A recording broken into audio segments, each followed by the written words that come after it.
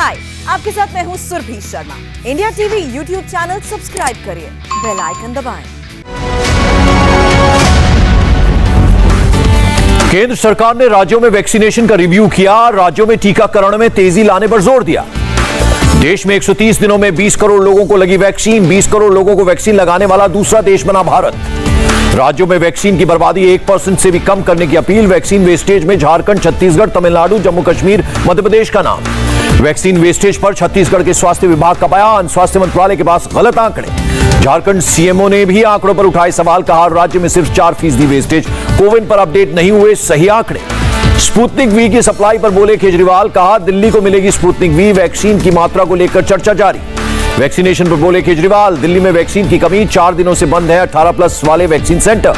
केजरीवाल ने कहा केंद्र और राज्य को साथ मिलकर काम करना चाहिए। वैक्सीन उपलब्ध करवाना केंद्र की जिम्मेदारी। केजरीवाल ने कहा वैक्सीन लगाने में हुई 6 महीने की देरी। पिछले 2 महीनों से वैक्सीन जुटाने में लगे कई स्टेट्स। केजरीवाल के बयान पर संबित पात्रा का पलटवार। कहा केजरीवाल ने झूठ बोला। दिल्ली के पास 1.5 लाख वैक्सीन उपलब्ध। उत्तर प्रदेश में 1.34 करोड़ लोगों को लगी वैक्सीन की पहली डोज। 33 लाख से ज्यादा लोगों को लगी दूसरी डोज। यूपी में 1 जून से तेज होगी वैक्सीनेशन की रफ्तार। सभी डिस्ट्रिक्ट्स में 18+ को लगेंगे टीके। हरियाणा में निकाले गए 2 ग्लोबल टेंडर। 1 करोड़ वैक्सीन और 15,000 एमओबी की शीशियों के लिए निकाले गए टेंडर। पटना में कई जगहों पर वैक्सीनेशन सेंटर बंद। वैक्सीन की कमी की वजह से फैसला। हिमाचल प्रदेश में 214 नए वैक्सीनेशन सेंटर बनाए गए। वैक्सीनेशन में तेजी लाने के लिए सरकार का फैसला। खराब मौसम के बीच चली 12 oxygen express train. 969 metric ton oxygen चक्रवात प्रभावित इलाकों में पहुंचाई गई। जर्मनी से 4 ऑक्सीजन सप्लाई सिस्टम ट्रक लेकर आ रहा है इंडियन एयरफोर्स का C-17। सिलेंडर में ऑक्सीजन भरने और अस्पताल में ऑक्सीजन की डायरेक्ट सप्लाई में सक्षम है ट्रक। दिल्ली से ऑक्सीजन सिलेंडर के नाम पर ठगी करने वाला आरोपी गिरफ्तार। अब तक 50 लोगों से की लाखों रुपए की ठगी। देश में कोरोना से एक दिन में 2,08,000 से ज्यादा लोग पाए गए पॉजिटिव। एक्टिव केसों की संख्या 24,95,000 के पार। देश में कोरोना की मौत के मामले में तेजी जारी। एक दिन में 4,157 लोगों ने गंवाई जान। राज्यों को अब तक 17,000 से ज्यादा ऑक्सीजन कॉन्सेंट्रेटर, 18,000 सिलेंडर और 13,000 से ज्यादा वेंटिलेटर भेजे गए। स्वतंत्रता सेनानी और समाजसेवी HS डोरेस्वामी का 104 साल की उम्र में निधन। कुछ दिन पहले ही दी थी कोरोना को मात। असम के बोडोलैंड पीपुल्स फ्रंट के नेता मजेन नारजारी का निधन। कोरोना के बाद हुई समस्याओं से हुई मौत। दिल्ली में बीते 24 घंटे में 1,491 नए कोरोना के मामले सामने आए। 130 मरीजों की मौत। दिल्ली में कोरोना पॉजिटिविटी रेट 2% से कम। स्वास्थ्य मंत्री सत्येंद्र जैन का बयान। तीसरी लहर पर अनिल विज का बयान। कहा किस आधार पर कहा कि तीसरी लहर में बच्चों को खतरा होगा। शिवसेना का बीजेपी पर आरोप। कहा कोरोना की जगह उत्तर प्रदेश चुनाव पर है बीजेपी का ध्यान। ऋषिकेश में DRDO ने 14 दिनों में बनाया 500 बेड का Covid centre. CM Tirath Singh Rawat ने किया उद्घाटन। मुंबई में कोरोना के 1,362 नए केस सामने आए। 34 लोगों ने तोड़ा दम। केरल में पिछले 24 घंटे में 151 कोरोना मरीजों की गई जान। राज्य में 28,798 नए केस सामने आए।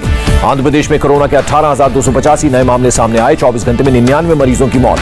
तेलंगाना में कोरोना के 3,762 नए केस। 20 लोगों की हुई मौत। ब्लैक फंगस की दवा एम्फोट्रिसिन B राज्यों को भेजी गई। 29,250 शीशियां सभी राज्यों और केंद्र शासित प्रदेशों को भेजी गई। पंजाब में आम आदमी पार्टी की पहल। कोरोना और ब्लैक फंगस मरीजों के लिए डॉक्टर हेल्पलाइन शुरू की। गुजरात हाईकोर्ट ने राज्य सरकार द्वारा एम्फो-B वितरण की प्रक्रिया को गलत ठहराया। कहा हर जिले की अपनी कमेटी होनी चाहिए। कोरोना काल में संकट से जूझ रहे लोगों के लिए दिल्ली के LNJP अस्पताल के बाहर बटा खाना। इंडिया टीवी पर उत्तर प्रदेश के सीएम योगी आदित्यनाथ का बयान। कहा टेस्ट, ट्रैक और ट्रीटमेंट से कंट्रोल में आया कोरोना। सीएम योगी ने कुशीनगर में इंटीग्रेटेड कोविड कमांड सेंटर का किया निरीक्षण। अधिकारियों के साथ कोरोना पर समीक्षा बैठक भी की। कुशीनगर में खुद ग्राउंड पर उतरे सीएम योगी। कंटेनमेंट जोन में रहने वाले लोगों से बातचीत कर जाना हाल। गुजरात के 36 शहरों में कोरोना कर्फ्यू के समय की गई कटौती। अब रात 9 बजे से सुबह 6 बजे तक होगा कर्फ्यू। लुधियाना में केस कम होने के बाद दुकानों को 3 बजे तक खोलने की इजाजत। रात 9 बजे तक होम डिलीवरी कर सकेंगे रेस्टोरेंट। 30 मई को तेलंगाना के सीएम चंद्रशेखर राव करेंगे कैबिनेट मंत्रियों के साथ बैठक। लॉकडाउन समेत कई मुद्दों पर होगी चर्चा। के चंद्रशेखर राव ने जूनियर डॉक्टरों से हड़ताल खत्म करने की अपील की। कहा सरकार जायज मांगों को पूरा करने के लिए है तैयार। त्रिपुरा में 5 जून तक बढ़ाया गया कोरोना कर्फ्यू। दूध, सब्जी और जरूरी सामान की दुकानें सुबह 6 से दोपहर 12 बजे तक खुलेंगी। करगिल में सुस्त इंटरनेट सेवा के चलते बच्चे परेशान। ऑनलाइन क्लास लेने में हो रही है दिक्कत। केरल टेक्निकल यूनिवर्सिटी की लास्ट सेमेस्टर की परीक्षाएं ऑनलाइन होंगी। 15 जून से होगी परीक्षा की शुरुआत। यूरोपीय यूनियन ने ब्रसेल्स कोर्ट में वैक्सीन डिलीवरी का मुद्दा उठाया। कहा एस्ट्राजेनेका जल्द उपलब्ध कराए वैक्सीन। मलेशिया में तेजी से बढ़ रहे हैं कोरोना से मौत के आंकड़े। सरकार ने और बुरी स्थिति के लिए लोगों को चेताया।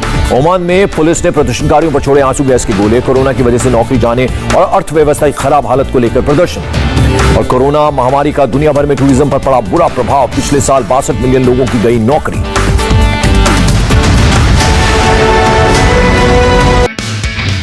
आई एम सुरभि शर्मा। खबरों से अपडेट रहने के लिए India TV YouTube channel subscribe करिए, साथ में बेल आइकन जरूर दबाएं। जुड़े रहें इंडिया टीवी के साथ।